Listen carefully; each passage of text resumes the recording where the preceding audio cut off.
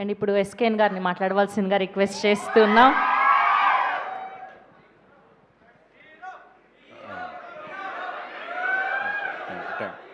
Producer ఎప్పుడు సినిమాకి ముందు మాట్లాడాలి, సినిమా తర్వాత సినిమా మాట్లాడద్దు. కాబట్టి ఎందుకంటే ఒక అద్భుతం జరిగే ముందు ఎవరో నమ్మరు, జరిగిన తర్వాత ఎవరిని నమ్మించాల్సిన అవసరం లేదు.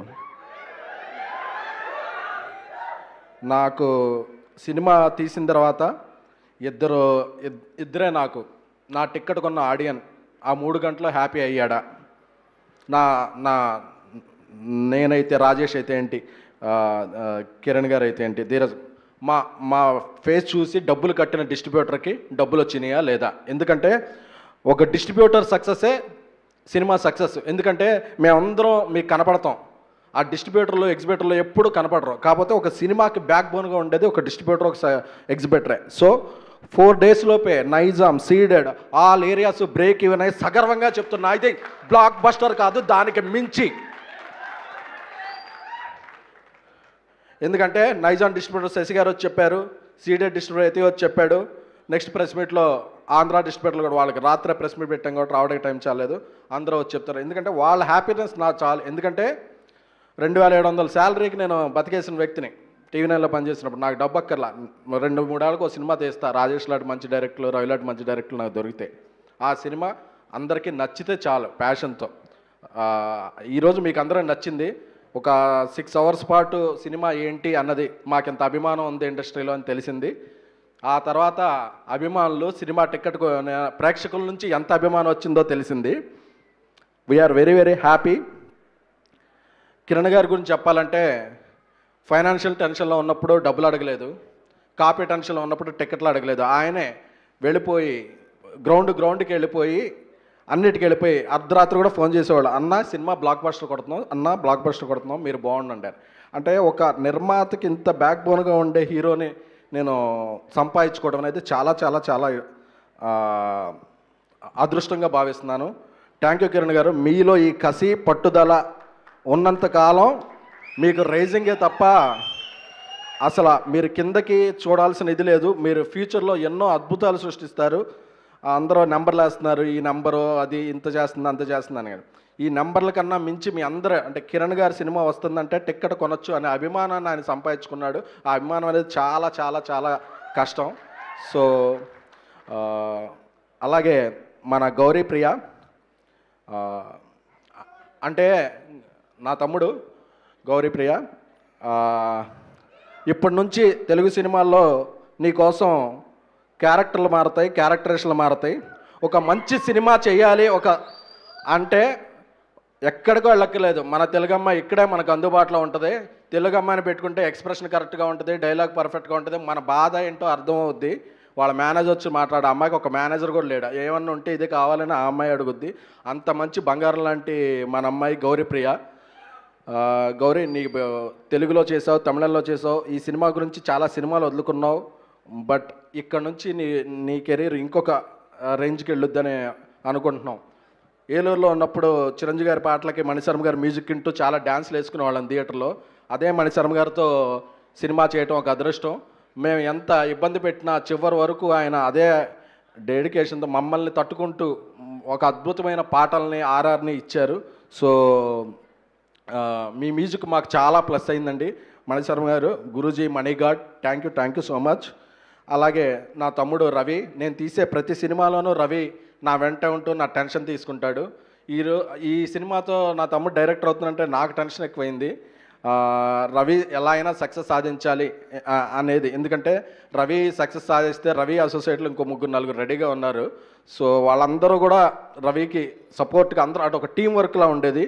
అలాగే సినిమా స్టార్ట్ అయిన నుంచి ప్రతి దాంట్లో కూడా మాకు కుడిభుజంలాగా మా ధీరజ్ మాకు చాలా చాలా చాలా హెల్ప్ చేశాడు. So Dheeraj, we can't spell success without you. అలాగే సాయి రాజేష్ గారు, ఆయన నాకు సినిమా ఏదన్నా రిలీజ్ అవుతుంటే నేను 2 హ్యాండిల్ చేయాలి, ప్రమోషన్ని, సాయి రాజేష్ గారి ఎమోషన్ని. ఎందుకంటే ఆయన ఎంత ఎమోషన్ అయిపోతాడంటే, ఫుల్ అయిందంటే నమ్మడం, నువ్వే టెక్లో కొన్నావా అంటాడు. అరే బాబు, నా దగ్గర అంత డబ్బులుంటే నేను ఇక్కడ అద్దెల్లో ఎందుకుంటాను స్వామి, ఫుల్ అయిందంటే నమ్మడం లేదు, నువ్వు అబద్ధం చెప్తున్నావు, ఆ స్క్రీన్ షాట్ ఏలో చేసావు, అంటే ఏది అంటే తనకి ఏం అక్కర్లా, డబ్బులు ఇవ్వకపోయినా పర్లేదు, ఏమన్నా ఒక మంచి ఆ రోజు మంచి ఫుడ్ ఏదైనా ఉంటే మంచి ఆర్డర్ పెట్టాలి, సినిమా గురించి మంచిగా చూసుకుంటే చాలా, ఆ మనిషి కోసం ప్రాణం పెట్టేస్తాడు.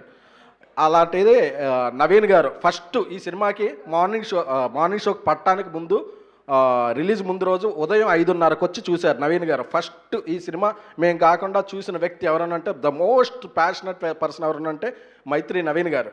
చూసి అబ్బా ఒక 5 నిమిషాలు ఆయన అలాగా ఆలోచించుకుంటున్నారు, ఏంటంటే టెన్షన్, అసలు ఎంత బాగుంది ఏంటి, ఇంత బాగుంటుంది, అస్సలు ఈ సినిమా ఆగదు అంటే ఒక చిన్న పిల్లవాళ్ళ మమ్మల్ని అప్రిసియేషన్. ఎందుకంటే ఇండస్ట్రీలో ఎవరికైనా కాపీ చూపిస్తే చాలా రంధ్రాన్వేషణలు చేస్తారు, మనకే జడ్జిమెంట్ ఉందనుకుని. జడ్జిమెంట్ అనేది జనంలో ఏం చెప్తున్నారు అనేది ముందే పసిగట్టేవాళ్ళు కాబట్టి ఇండియాస్ బిగ్గెస్ట్ బ్యానర్ అయ్యారు మైత్రి మూవీస్ వారు. సో వాళ్ళు మా వెనకాల నుండి మాకు సపోర్ట్ చేయడం మైత్రి నవీన్ గారికి, అలాగే మా అన్న రవి గారికి, అలాగే డిస్ట్రిబ్యూషన్ నుంచి ఎప్పుడు మాకు ఈ షో ఫుల్ వచ్చింది, ఈ రోజుకి బ్రేక్ అయినందని చెప్పే మా శశి గారికి, అందరికీ కూడా కృతజ్ఞతలు.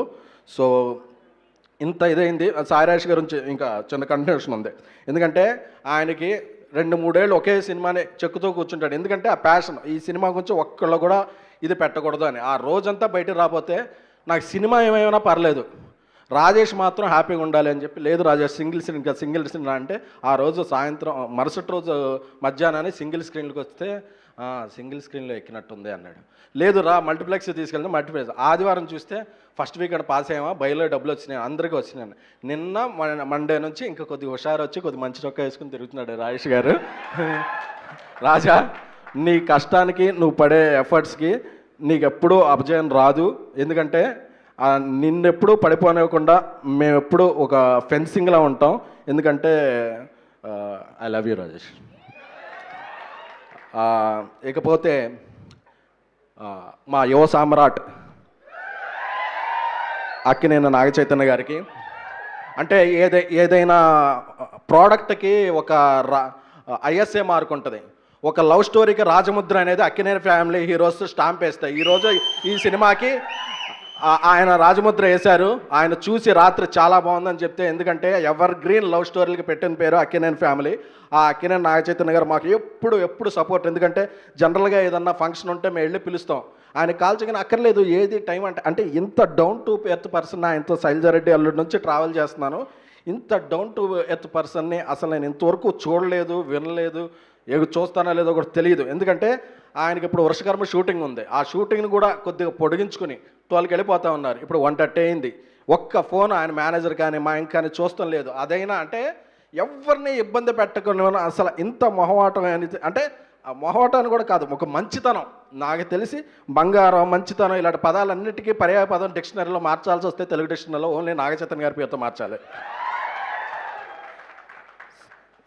నాకు చాలా ఎందుకంటే ఇంతకుముందు కూడా ఒక ఫంక్షన్ పిల్లగానే ఒక ఫోన్లోనే ఎప్పుడు sir thank you so much, నేను చాలా ప్యాషనెట్గా సినిమాలు తీస్తాను, మీతో కూడా ఒక మంచి లవ్ స్టోరీ తీయాలని ఉంది, ఒక మంచి లవ్ స్టోరీతో మేము ముందుకు వస్తాను, థ్యాంక్ యూ సార్.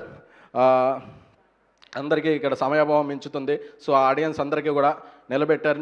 మేము గెలిచామంటే ఏదో పెద్ద ప్రొడ్యూసర్ కాదు, ఒక జర్నలిస్ట్ గెలిచినట్టు, ఒక మిడిల్ క్లాస్ జర్నలిస్టు, అలాగే థియేటర్ బయట బ్యానర్లు కట్టుకుని మీలాంటి అభిమాని గెలిచినట్టు నా అభిమానం. అందుకే ఈ సినిమా రిలీజ్ అయ్యేవరకు ఎక్కడ చెప్పులు కూడా వేసుతారు. నేను చాలా విమర్శతో ఉంటాను.